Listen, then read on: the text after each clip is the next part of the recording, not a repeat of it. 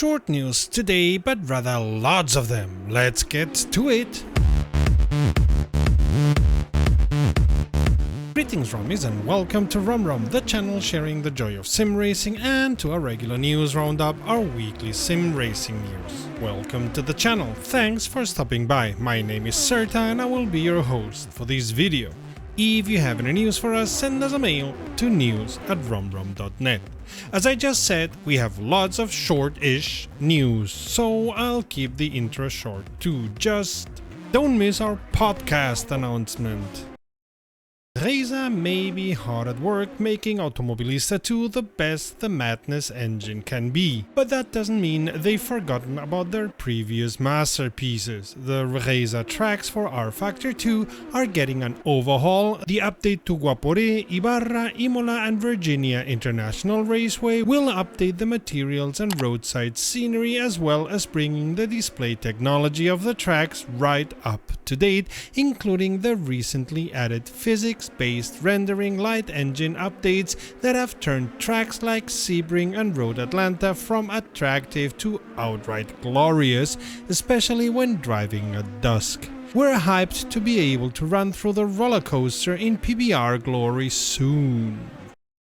And keeping with rFactor 2, or rather their corporate sugar daddy, in news that don't surprise anyone, Motorsport Games announced on their investor call on Friday that the Indycar sim has been pushed to 1 year later. No Indycar sim this year, unless you go Automobilista 2 and install the Indycar mod, of course. Or do what the ASRC does and use the IR18s and build your own Indycar season. Furthermore, Motorsport Games reported net losses of almost 37 million USD in the last year, with only 6.5 million left in the coffers for the remainder of the year, and a loss after taxes and so on, the so-called adjusted EBITDA of over 21 million US dollar. Somehow we get the feeling that if there's any IndyCar sim forthcoming in the next year, it may or may not be based on rFactor 2, but it won't be coming from Motorsport Games. It's time to say goodbye to the ASRC, for now anyway, which will have what we expect to be a furious finale in the Motegi Oval tonight. While Vladislav Zenkov, 50 points ahead, seems destined to win, the battle for the second place is hot, Steneker being only 1 point away from second position Russell and on the same points as Jakub Kowalski. These three will be the ones to look for during the race. It being an oval, and a very special one at that, will make things even more interesting.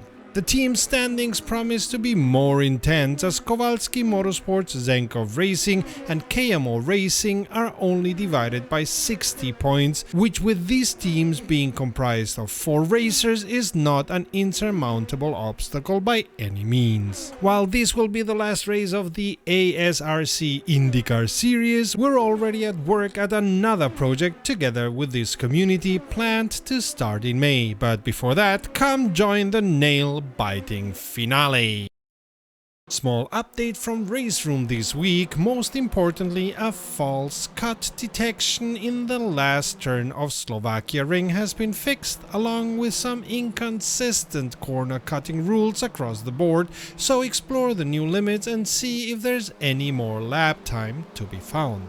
There have also been minor fixes at Brands Hatch, where the pit lane exit gate was in the wrong location, and Nürburgring, where there was a texture alignment issue on the BMW bridge. Also, KW Studios announced an On the Edge pack comprised of the KTM Crossbow GT2, the McLaren 570S GT4 and the Mazda RT24P IMSA prototype. We must confess this is a strange mix. Not only are 2 of the cars massively outdated, they are all in different classes and don't have much in common other than being racing cars. So yeah, the Crossbow and the McLaren add to their respective classes, but the Mazda doesn't fit anywhere as far as we know. It is of course a classic car, having won multiple races over the years, and you can mix classes up however you want, but it does not really fit in anywhere, does it? If you know where to put the Mazda within the classes already in Raceroom, let us know in the comments.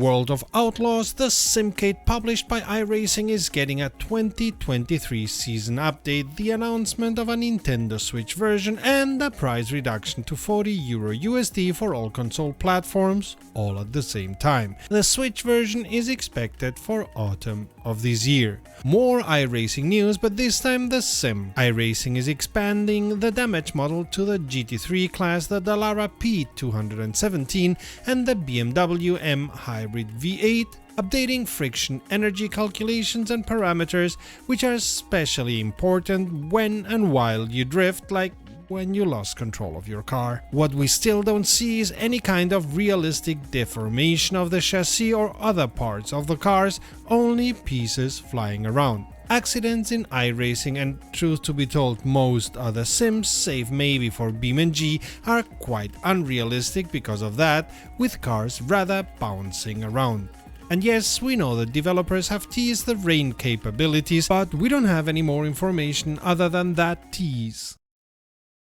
And now, a very special announcement. Greetings Rommies, starting on the 6th of April you'll be able to listen to Ike, Cody and me, Serta, as a podcast, or as we call it, as a Wromcast. We'll be discussing hot topics in the world of sim racing and motorsports, and anything else that comes to our mind really. Because we're total gearheads and we're interested in everything racing. We would sell our souls to get Eau Rouge and Radeon right every time. We're expanding our horizon, and hopefully yours too, with our newest show, Wrom-Comms, our very own podcast destined for the podium. Expect us every first Thursday of the month, every month of the year, at all your favorite podcast refueling places. Be sure to subscribe right now so you don't miss any episode. Wrom-Comms, the podcast sharing the joy of sim racing. Your ears will love you for it.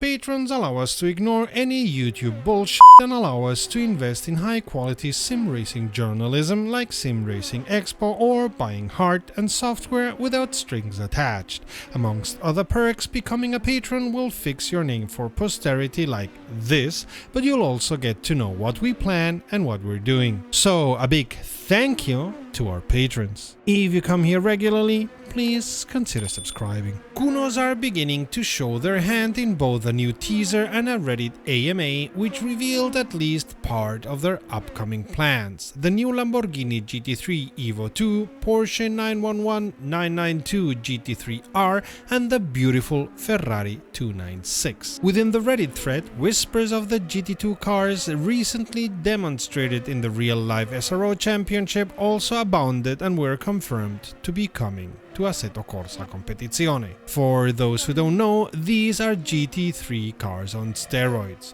About 800 bhp, even less aero performance than the existing GT3 class, along with enormous wings attached. These cars will be a mechanical grip masterpiece if Kunos keeps up their development standards so far. Also in the Reddit thread, and slightly more vague, a response to a request regarding physics changes within Assetto Corsa Competizione resulted in a reply saying that Mickey Mouse setups, or setups which exploit the physics of the game engine, are being targeted in the current development, and Kunos are aiming for these exploits to be gone. So lots of work going into the physics engine of Assetto Corsa Competizione, and hopefully soon more information regarding more realism coming to the sim.